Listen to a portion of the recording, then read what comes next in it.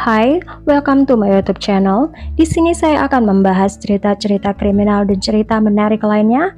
So, nonton terus dan ditekan subscribe dan tekan juga loncengnya supaya kalian tahu setiap saya upload video baru.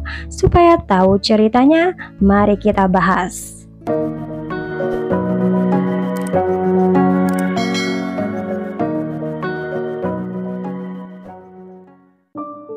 John Scott dan Henry Caneva adalah pasangan tidak menikah. Mereka bertemu tahun 1991. Saat itu John berusia pertengahan 40-an dan Henry di pertengahan 60-an. Keduanya memiliki hubungan dan pernikahan lain sebelumnya dan merupakan orang tua dari anak-anak yang sudah dewasa. Hubungan pasangan ini tulus dan saling mencintai. Mereka bertemu saat Jen pergi membeli mobil dan Henry kebetulan adalah penjualnya di dealer mobil Toyota setempat walaupun perbedaan usia mereka. Pasangan ini saling cocok. Dan setelah itu Henry pindah ke rumah Jen yang terletak di jalan St. Louis Avenue di Southern Sarasota. Selama beberapa tahun pasangan ini hidup tenang dan bahagia. Keduanya terus bekerja, bahkan Henry memasuki usia 70 tahun. Dia suka pekerjaannya. Jen bekerja di toko kartu Hallmark di mall lokal terdekat. Mereka berdua mampu hidup lebih mewah. Tapi Jen dan Henry menyukai hidup sederhana. Henry berhasil mengumpulkan kekayaan bersih hampir $700.000, hanya menghabiskan sedikit uangnya untuk dirinya sendiri dan banyak menabung uangnya. Jen juga melakukan hal yang sama. Dia akan baik-baik saja selama mereka bersama. Henry orang yang penyayang, seorang koki yang handal dan bisa membuat Jen tertawa. Sifat lucu Henry adalah yang paling disukai Jen. Pasangan ini melewati tahun-tahun dengan bahagia bersama anak-anak mereka dan cucu-cucu mereka. Ketika Jen dan Henry pergi tidur pada tanggal 19 Juni, mereka menghabiskan malam menonton berita di TV. Jen keluar kamar pergi ke kamar mandi. Dia mencium anjingnya, selanjutnya dia pergi tidur. Henry sudah tidur di sebelahnya. Itu adalah momen terakhir mereka bersama. Setelah jam 3 pagi, Jen terbangun. Dia merasa tekanan yang kuat di tubuhnya dan rasa sakit yang hebat di leher dan kepalanya. Kemudian dia pingsan. Ketika dia sadar, beberapa menit kemudian, dia tidak sadar apa yang terjadi. Dia merasa ketakutan dan kesakitan. Sekarang dia terbaring di lantai kamar dan dia mendengar suara aneh dari kamar itu. Dia sadar itu adalah suara nafasnya sendiri. Jen berusaha menggunakan telepon, tapi teleponnya terputus. Dia menggunakan sisa-sisa tenaganya. Dia berjalan ke rumah tetangganya, mengetuk pintu rumahnya setelah sekitar jam 3:30 pagi. Pasangan pemilik rumah terbangun dan melihat keluar rumah mereka. Ketika mereka membuka pintu, mereka melihat pemandangan mengerikan. Wanita paruh baya dengan wajah memar dan berlumur darah. Dia memegang lehernya. Wanita itu berusaha bicara dengan mereka, tapi nafasnya terengah-engah. Sulit mereka mengerti ucapannya. Wanita itu butuh pertolongan. Pasangan ini menelpon 911. Ketika polisi tiba di TKP, mereka menemukan pemandangan mengerikan. Henry masih belum ditemukan. Polisi menemukan pintu belakang rumah terbuka. Tidak ada tanda masuk paksa. Ketika mereka masuk ke dalam, mereka melihat anjing Jen dipukul dan pingsan, sehingga tidak bisa memberi peringatan kalau ada penyusup. Tapi anjing ini selamat. Polisi memeriksa kamar demi kamar dan polisi menuju kamar utama. Di sana mereka melihat pemandangan mengerikan. Henry terbaring di kasur, wajahnya di atas kasur, tak bergerak dan berlumur cairan merah. Tali pinggangnya melingkar erat di lehernya. Dia dipukul dan ditekan lehernya sampai meninggal. Jen dilarikan ke rumah sakit. Dia dipukul dan ditekan lehernya. Penyerang menggunakan tangan mereka, tidak menggunakan tali pinggang. Sebagian besar tubuhnya memar dan wajahnya harus dijahit. Dia membutuhkan tabung pernapasan dimasukkan sementara ke tenggorokannya karena saluran nafasnya hancur. Takut Jen diserang lagi, polisi membawa Jen ke ICU dengan nama berbeda dan dijaga polisi 24 jam. Mereka takut karena luka Jen yang parah. Mereka akan kehilangan saksi mata dari pembunuhan yang brutal. Jen berhasil selamat. Ketika dia bangun beberapa jam kemudian, dia tidak bisa bicara. Dia menuliskan catatan kepada polisi. Dia mengatakan kepada polisi apa yang dia tahu. Meskipun dia ingat hanya sedikit dari penyerangan, dia tidak benar-benar melihat si pembunuh.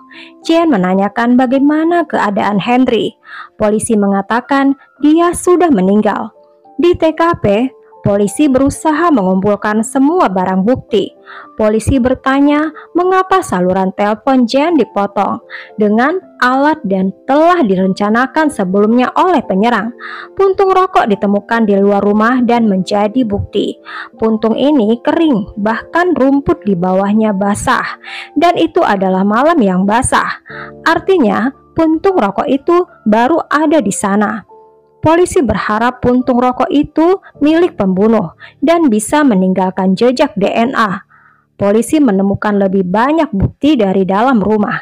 Mereka menemukan karet tipis di lantai kamar tidur yang tampak ujungnya dari sarung tangan lateks yang lepas. Detektif berharap mendapatkan DNA dari sana. Laci mereka tampak sudah digeledah. Kelihatannya motifnya adalah perampokan. Polisi menemukan dompet Henry masih berisi uang cash dan barang berharga lain yang terlihat jelas di dalam rumah tidak ada yang disentuh. Detektif berpikir bila Jen dan Henry telah menjadi target penyerangan. Terlihat karena penyerangan telah meninggalkan barang-barang berharga di TKP. Penyerang menggunakan sarung tangan karet dan memotong saluran telepon. Karena itu bukan sesuatu yang biasa dilakukan perampok. Karena itu berbahaya bagi perampok karena memutuskan saluran telepon dapat menghidupkan sistem alarm.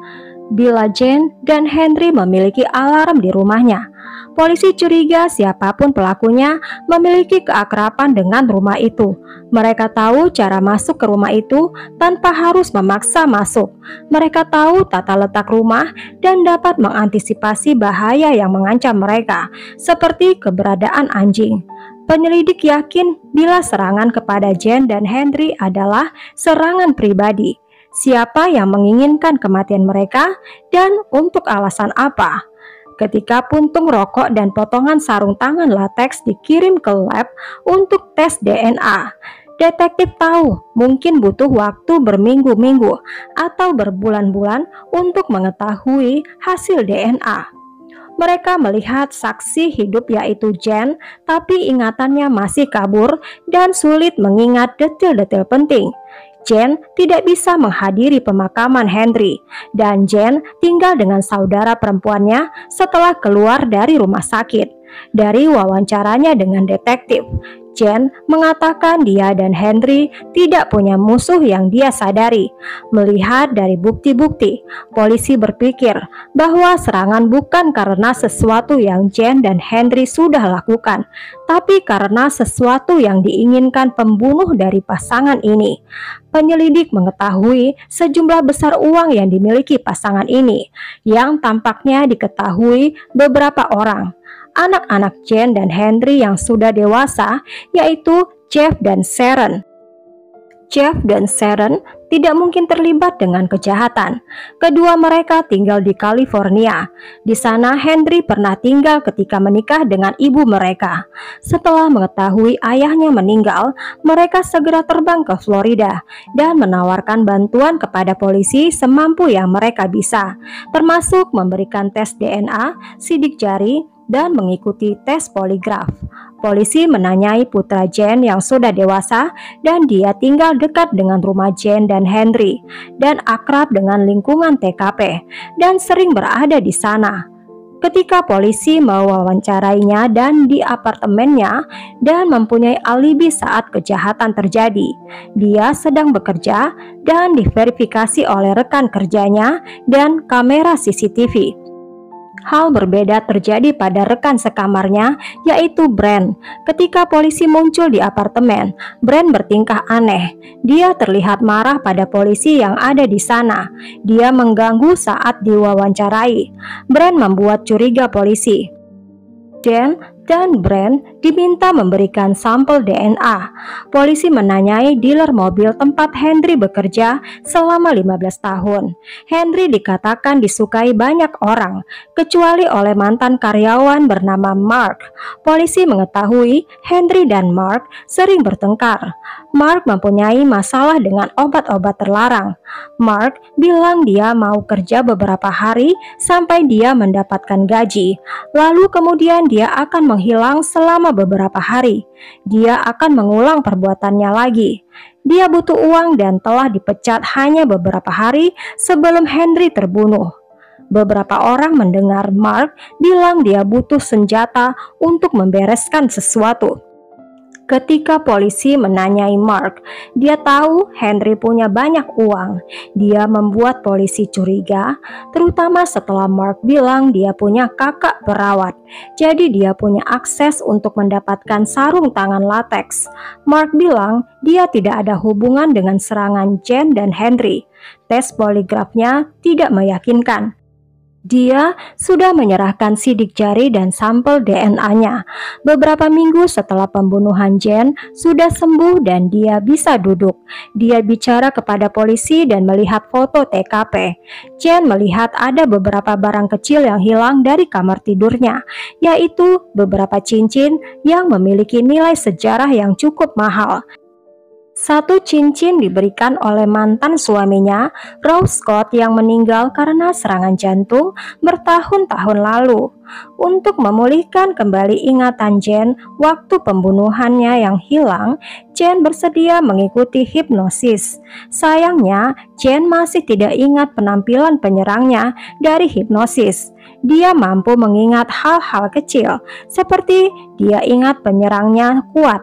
Ketika dia pertama kali diserang, dia bisa merasakan seseorang di atasnya menekan tubuhnya, menekan lututnya di atas pahanya bersamaan dengan memukul wajahnya, berusaha mematahkan lehernya. Terakhir mencengkram lehernya sebelum Jane pingsan. Seseorang di dalam kamar berbicara. Dia tidak ingat laki atau perempuan. Dia bilang itu yang harus dilakukan. Orang yang bicara ini sedang berbicara dengan orang lain di kamar. Berarti ada lebih dari satu penyerang. Detektif mengetahui seseorang yang mereka selidiki sedang berada di rumah sakit. Ternyata Brent, teman sekamar anak laki-laki Jane, telah membakar apartemennya dan memisahkan tenggorokannya dengan sajam. Meskipun selamat, dia terluka parah. Penyelidik mengira Brent mungkin berusaha menutupi sesuatu. Brent telah berjuang dengan masalah mental selama beberapa waktu. Polisi telah salah paham mengira perilaku anehnya sebagai kriminal. Sekarang dia tidak lagi terlibat dengan pembunuhan Henry dan Jane. Ada anggota keluarga lain dari anak-anak Henry yang belum diperiksa polisi. Polisi sudah periksa anak Henry yaitu Jeff. Mereka memiliki saudara tiri yaitu David. Sebelum meninggalkan istrinya di California dan bertemu Jane tahun 1991. Henry terlibat dengan wanita lain dan punya anak bernama David. David sekarang berusia 20 tahun, tinggal di Florida dan kerja di perusahaan pengendalian hama setempat di pantai Daytona. David dan Henry mulai lagi berhubungan dan menghabiskan waktu bersama. Mereka menonton sepak bola bersama pada hari ayah. Kurang dari seminggu, Henry terbunuh. David pernah datang ke rumah Jane dan Henry. Jadi mungkin dia tahu tata letak rumah mereka. Ada persaingan antara dia dan anak Henry lainnya tentang siapa yang berhak atas harta ayahnya. David di pemakaman Henry telah membuat rencana mengenai warisan Henry. Dia ingin menggunakannya membeli jet ski. Mendengar ini, penyidik berpikir David adalah tersangka yang paling mungkin. Namun ada masalah. David memiliki alibi. Majikannya menginformasikan dia sedang bekerja pada hari pembunuhan dan pacarnya bisa menjelaskan selama sisa malam. David memberikan sidik jari dan DNA-nya. Setelah beberapa bulan, penyidik mendapatkan hasil dari analisis DNA. Polisi mendapat berita yang kurang bagus. Tidak ada profil yang dapat diekstraksi dari potongan sarung tangan lateks. Sayangnya satu persatu nama di list dicoret, yaitu Jeff, Sharon, dan Brent, Mark, David. Tidak satu pun dari mereka yang cocok. Desember tahun 1997, ketika 6 bulan setelah pembunuhan Henry, polisi dikirim ke jalan Rita Street, terletak di komunitas FOMO di Central Sarasota County. Polisi ke sana karena keributan domestik antara suami istri. Polisi bicara pada istrinya yang bernama Layla Whitley, usianya 40 tahun. Berkata bahwa suaminya John telah menyerangnya. Saat Layla sedang bicara dengan polisi, John berteriak pada Layla, "Kamu sebaiknya tidak melakukan ini kepada dia. Ceritakan pada mereka soal cincin." Setelah mendengar ini, polisi menjadi tertarik. Mungkin pasangan ini berhubungan dengan cincin Jane Scott. Karena informasi mengenai cincin tidak disebar ke media. Ketika John dan Layla menyadari polisi tahu apa yang mereka bicarakan, mereka menolak bicara lebih jauh. Tidak satu pun dari mereka yang ditangkap. Tapi kasus ini diserahkan pada detektif yang mengerjakan kasus Henry. Penyelidik mulai menyelidiki John dan Layla. Semakin mereka menyelidiki, detektif semakin curiga. Pertama, Layla dan John tinggal dekat rumah Jane Scott, hanya 4 mil ke selatan. Keduanya perokok berat. John punya sejarah kriminal dan secara fisik cocok dengan pelaku penyerangan. Layla telah pernah menikah beberapa kali dan memiliki nama akhir yang berbeda-beda. Salah satu namanya adalah Scott. Layla adalah putri Rose Scott. Artinya, Jane adalah ibu tirinya. Polisi mulai mengawasi pasangan ini. Polisi mendapatkan puntung rokok mereka yang dibuang di restoran Denny. Puntung rokok dikirim ke labs dan dites. Hasilnya keluar bulan Maret tahun 1998. DNA dari John Whitley cocok dengan DNA puntung rokok di lokasi pembunuhan Henry, membuktikan John ada di luar rumah Jane dan Henry. Jika polisi ingin membuktikan di persidangan, detektif membutuhkan pengakuan mereka.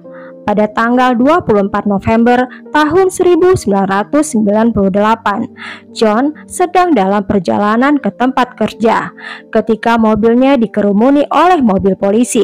Dia ditahan karena mengemudi dengan SIM yang ditangguhkan. Ketika dia di ruang interogasi, polisi mengatakan yang sebenarnya. Polisi tahu dia terlibat dengan pembunuhan Henry Caneva dan percobaan pembunuhan Jane Scott. Polisi menunjukkan semua bukti melawannya. Mereka memperlihatkan bukti hasil tes DNA dari puntung rokok, sidik jari dari sarung tangan lateks, dan sketsa tersangka yang identik dengannya. Detektif lain membawa Layla untuk diinterogasi di ruang berbeda. Interogasi yang dilakukan kepada John hanya gertakan, hanya DNA puntung rokok yang cocok. Sidik jari yang ditunjukkan pada John adalah sidik jari John yang diperoleh polisi dari penangkapan sebelumnya. Sketsa itu mirip dengannya karena dilukis oleh seniman sketsa yang melihat SIM John sebagai bahan. Semuanya adalah untuk menjebaknya, bahwa kasus yang menimpanya sudah sangat kuat. Akhirnya John goyah. John mengklaim seluruh kejahatan adalah ide Layla dan dia tidak berencana terlibat. Pada menit terakhir saat dia datang ke TKP hanya untuk melihat Layla menerobos masuk. Itu kenapa puntung rokoknya ada di sana.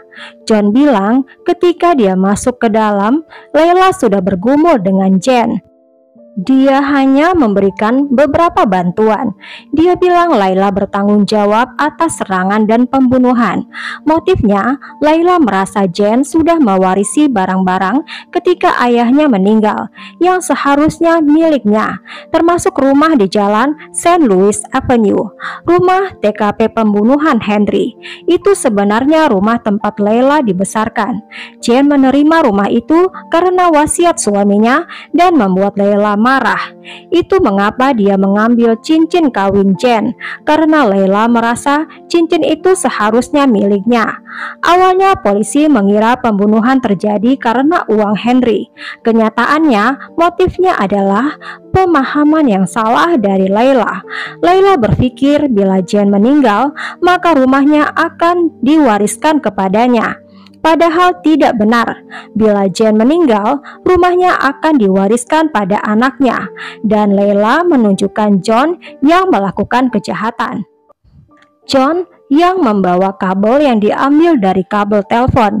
Ide John menggunakan tali pinggang membunuh Henry. Ketika Layla bergumul dengan Jen, John mengambil alih menyelesaikannya. Polisi menuntut John dan Layla dengan pembunuhan dan percobaan pembunuhan. John dan Layla masing-masing dihukum 20 tahun penjara ditambah 5 tahun masa percobaan. Sekarang John dan Layla telah menyelesaikan hukuman penjara mereka. Sampai di sini dulu ceritanya guys. Tinggalkan komentar kalian tentang kasus ini di kolom komentar ya. Dan tekan juga tombol subscribe, like, dan juga loncengnya untuk cerita yang lain.